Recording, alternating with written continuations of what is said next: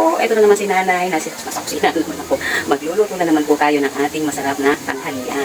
So, samahan niyo po ako at panoorin niyo po hanggang dulo ang video na to. Ano po? Maraming salamat!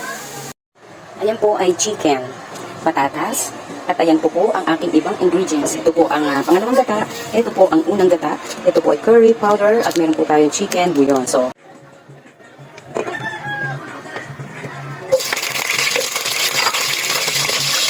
ayan, naiprito ko na po ang ating patatas. Ngayon po ay magigisa na po tayo. Ano? Siyempre, pag may manok, meron tayo luya. Ayan. Pag may manok po, laging una ang luya sa paggisa. Ayan. Bawang.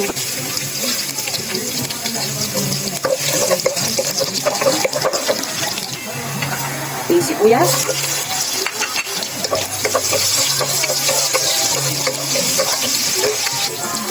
Lagyan natin ng patis. Ayan.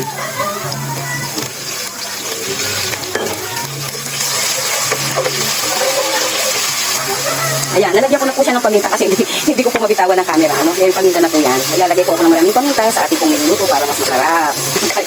Ayan. Manok.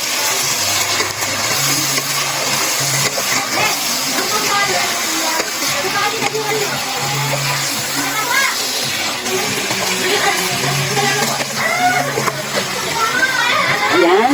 Atin po muna siyang palagasin yung kanyang sariling fat para ma-absorb niya yung kung ating mga nilagay na pansahog. Ano po? Ayan. Pwede na po natin ilagay yung pangalawang gata. Ayan.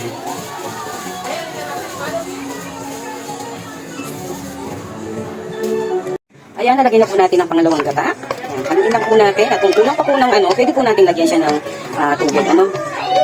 Ayan, ayan lang po natin siya muna. Pwede na po natin ilagay ang ating chicken bouillon. Sorry, chicken po yan. Ayan, lagay naman po natin ang unang gata.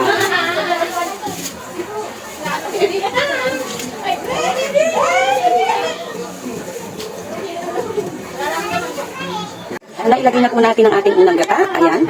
Hayaan lang po muna natin siya hanggang sa medyo matuyo po siya. Ano? At pagkatapos ay ilalagay na natin ang ating curry powder. Ilagay na po natin ang curry powder.